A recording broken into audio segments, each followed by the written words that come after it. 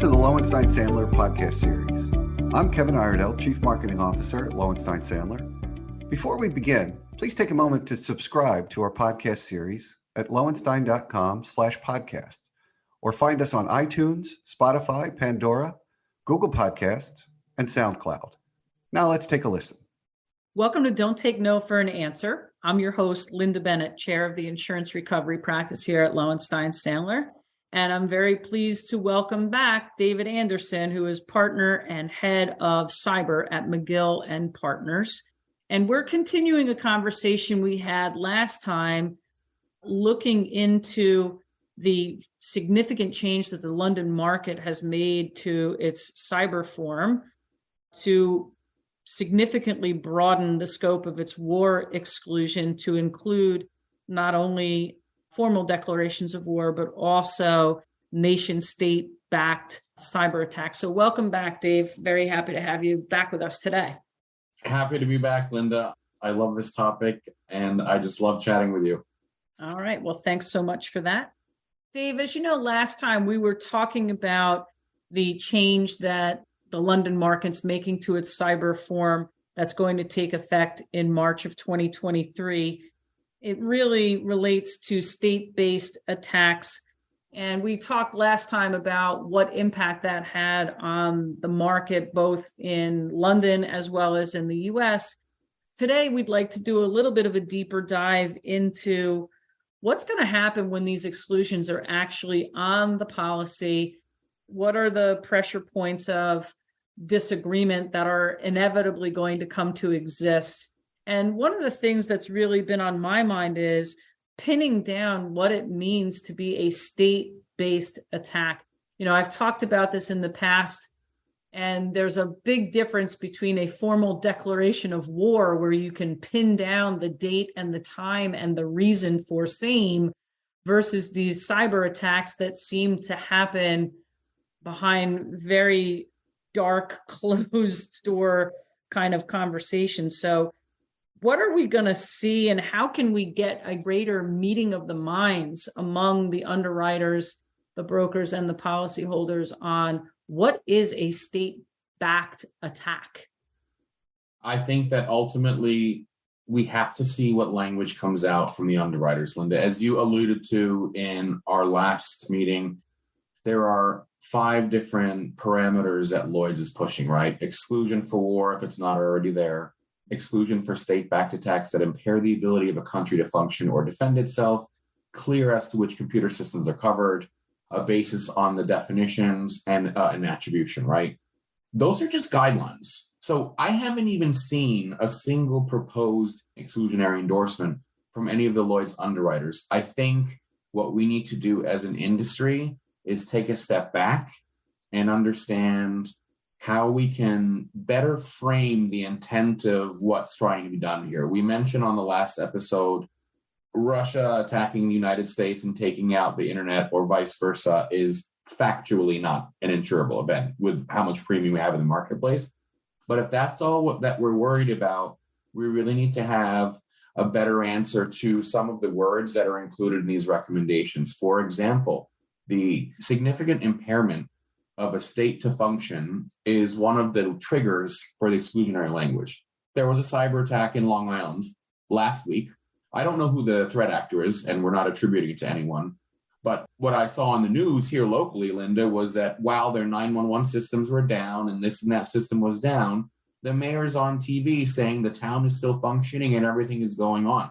You can still call 911, you can do this and that. So if there was hypothetically an attribution to a nation state to that attack, would you be able to trigger the exclusion because the town continued to function, right? They just started taking notes on 911 calls and paper. So I think the biggest issue is we need to agree on where that level of catastrophe lies, and then we talk about crafting the language around it. Dave, just to build on what you said there, what is enough for it to be deemed a state-backed attack? Is it when the town says, and by the way, we think Russia was behind this, and there's no other proof or evidence of that? That's a place where I see fertile ground for coverage litigation. Oh, yeah. It's a town, whether it's the US government or whether it's some threat actor that says we did this but there's actually nothing to prove that they did it. They were just, happy to claim credit after the fact. I think that's where you're right. And as always is the case on Don't Take No for an Answer, the devil's going to be in the details of the words. And as any good coverage lawyer would do, we'll be telling judges about the very high bar and heavy burden that insurers have to bear to prove that exclusionary language. But that's where I think the biggest gray area is going to come into this. What is a state-backed attack? How does the carrier prove that? How does the policyholder disprove that negative when the event happens, but you really don't know who is responsible for it? Yeah, I think the other area here that concerns me, Lynda, and this is going to go so far into the insurance weeds, I hope no one's driving and listening to this podcast. Okay, NotPetya was very clearly attributed to Russia as a deliberate attack on Ukraine that just happened to get out of the box. We let out Pandora's box and it spread everywhere. WannaCry was clearly attributed to North Korea by various Western governments. Do those attributions by government entities rise to the level as required in this new mandate, which is a robust way to attribute to one or more nation states? And then if they do indeed go there, if the government is attributing the attack to a nation state, is there somewhere where there has to be a trigger for the TRIA insuring clause? Lloyd's policies, just like U.S. insurance policies, affirmatively have the terrorism TRIA backstop built in on most of them, including cyber policies. Is there a discussion to be had there where the U.S. has to step in because they've acknowledged that this is done by a nation state? I don't know. The devil is definitely in the details. And this is the thing that concerns me about this rollout. I understand the intent. I don't think it's being handled as clearly as it should be. Well, and whenever we're talking about intent, once again, that's music to the ears of any coverage lawyer, because inevitably that one's going to wind up in court. I mean, one of the things that sent a chill down my spine and looking at some of the sample language that London put out there back in November of 2021, there was language that said if there was no governmental attribution, the insurer is allowed to rely upon an inference, which is objectively reasonable to attribution. So this is one where I really want to caution our listeners that you need to read this language. You need to work with your broker. You need to work with your outside coverage counsel when these policies are being negotiated, because getting an inference into an exclusion is not good news for a policyholder. So the next couple of months are going to be really important to see what level of negotiation London's going to allow around this language, or whether it's going to be far more top down. But go ahead, Dave. I will tell you, Lynda, that the language that the LMA, the London Market Association, put out in 2021 was kind of laughed out of the room, because that sort of language in a unilateral contract where we're going to decide whether or not it's covered at the point of claim, and we're also the adjudicator of that decision, doesn't fly under contract law anywhere in the United States, right? So I will tell you that all the policies that I have worked with, even since that 2021 list of 4 potential endorsements came out, did not carry that. Underwriters thought it was too unclear. Underwriters didn't want to put themselves in that position of having to adjudicate that coverage claim. And again, we go back to the original topic on our last episode of the US markets kind of looked at that and said, competitive advantage. We don't have that on our language. So I think this is the next attempt at that. I don't know if we're going to be able to resolve any of the questions that you brought up around the 2021 language either, because we don't have sample language yet.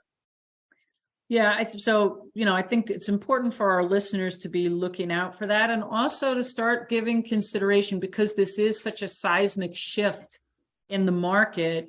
Start thinking about what experts you're going to rely on, because the coverage litigation, as I said, we already have some around the war exclusion. And if the London market's really going to dig in on this, we're certainly going to have more going forward. Giving consideration to who your experts will be a very important consideration. So I think we've touched on this a little bit, but one of the things that London talked about when they were bringing this change was they wanted to bring clarity and stability to this area of policies. So Dave, do you think that that's actually going to happen, or are these exclusions going to create more chaos and confusion than already exists in the market today? I see two different paths here. First of all, the intent is to bring stability, and that's admirable, if not required, in order for this market to continue to survive, right? So the stability aspect of it, I agree. Clarity, I don't think so. The reality of what's happening now and whether or not this becomes a larger question if U.S. insurers start doing this, and I don't know if they will. I think they will if we have a rash of something coming out of Ukraine, to be fair. But if not, you have two different situations. You have sophisticated Fortune 500, FTSE 1000, whatever, pick your metric. You have sophisticated insurance buyers who, A, have very, very skilled brokers, shameless plug, like me, working on their contracts, where even if we want to do business with Lloyd's on this, despite the language, A, you have someone who's making this decision consciously with their eyes wide open, or God, I hope so, and I hope it's being properly disclosed to them. That's a risk management decision that the broker and the client can make together, right? And depending on the price point and the deductible and how much limit you're buying, everything's always negotiable, even in the London market. And I will bet you that for the right client with the right controls, with the right story to tell, there might even be room for language that a specific Lloyd syndicate has written. The thing that concerns me the most, and this is sort of the tragic reality of every sort of commercial contract, is the mom and pop buyers, the commodity buyers, right? People who are spending $2,000 or $3,000 on cyber premium because they're a 2 or 3 office doctor versus 2 or 3 million in cyber premium. Either they're not going to know that this language is on there, and the agent, not even the broker that's giving them the coverage, doesn't know how to explain it and therefore doesn't know how to talk about it. And so they have this exclusion, or there's nowhere else for them to buy it. Lloyd's has been really, really creative and supportive in building out MGAs and small business units that are high volume, low touch, but they always carry the worst exclusions. Right. And so that's the thing that scares me, is you're going to have a lot of people that may not get the benefit of this cover because they don't have a choice. And if you have another NotPetya or a WannaCry situation where I think attribution is questionable at best as to who did it, you're going to have the insurers say, well, we think this was Russia, so we're going to avoid coverage on 10,000 policies for, 10,000 mom and pop businesses. I think that's going to do a lot more harm than 1 or 2 Fortune 500 companies calling Lynda, your team, and going to court over coverage litigation. Well, and I think, Dave, one of the other themes that you've talked about is what these exclusions are ultimately going to come down to is intent. And is there a meaning of the mind as to what risk is covered and what risk is subject to the exclusion? And so one thing that I think is important for our listeners to be thinking about as you're going through your upcoming renewal, and this is coming into clear focus, is getting the intent from the London market or the insurers generally in writing.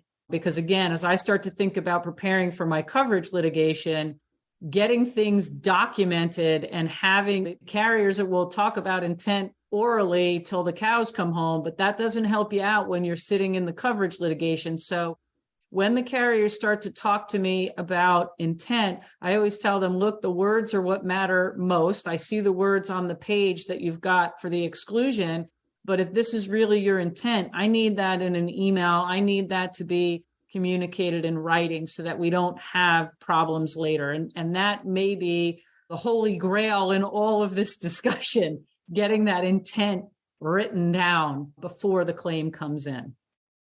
I agree with you completely. Just to be fair to our friends at Lloyd's, every carrier everywhere in the world has answered every coverage question I've made in writing with the same response. The policy speaks for itself.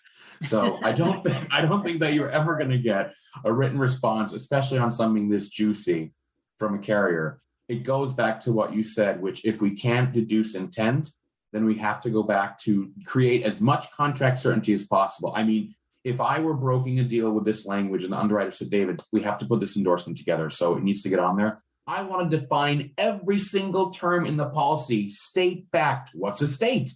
Impairment. What does that mean? Ability to function. Define function. If we have all these terms and we can agree to what that means, it's going to be a painful process, but I think you get closer to intent lining up with contract certainty than you would just taking an off-the-shelf endorsement, which sometimes are left deliberately gray because they think that that's going to serve them better when it's time to adjust the claim. Right, which we call buying a lawsuit. So, Dave, we're just about out of time. We talked about a couple of proactive things that policyholders can do, work with an excellent broker such as yourself, really try to pin the carrier down to the defined terms, as you just said, in the exclusion or in the policy language itself. As I mentioned, press like crazy to get as much in writing around intent, if that's what you're going to keep hearing orally. Is there anything else that policyholder, and I should also mention, obviously competitively market this coverage and tear and compare what the London offerings are versus what the U.S. domestic market's offering. Is there anything else that our listeners should be thinking about to better protect themselves once these exclusions are coming onto the policies? I have a couple of ideas, right? So unfortunately, we're still in the pre-launch phase, if you can call it that, on this language. So once we get to that point, it's important for the buyer, whether you're risk manager, treasurer, CFO, whoever the decision maker is, know your markets, know who you're working with. If you have a long-standing relationship, keep that in mind. If you have a cross-product relationship, you're buying property, casualty, D&O, keep that in mind. You should do the best that you can to put yourself in the best position possible to negotiate. You just said it yourself. This sounds like you're buying a lawsuit. So we joke around by saying it's just the right to negotiate the loss, right? There's no way that we're going to get to 100% certainty, at least in the short term. So this may mean that you, as a risk manager, are surgical in the insurers that you keep on your program, especially on the lower or primary layers where coverage determinations happen. You also may want to engage coverage counsel, Lynda Bennett, to take a second look at the exclusions and provide their opinion. Cyber is a very expensive spend. Please, please, please don't treat this like a checkbox exercise. And you should hold your broker to the same standards of accountability in terms of helping you understand. I may not be able to change the language, but I will not let you operate under some sort of false assumption or delusion. Those are two different things.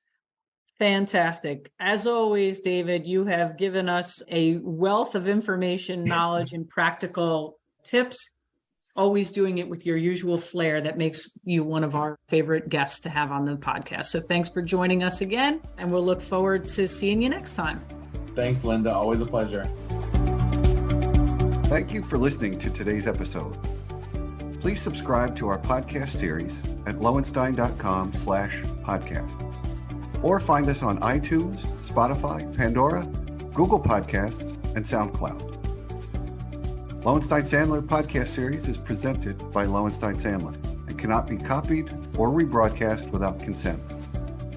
The information provided is intended for a general audience and is not legal advice or a substitute for the advice of counsel. Prior results do not guarantee a similar outcome. The content reflects the personal views and opinions of the participants. No attorney-client relationship is being created by this podcast, and all rights are reserved.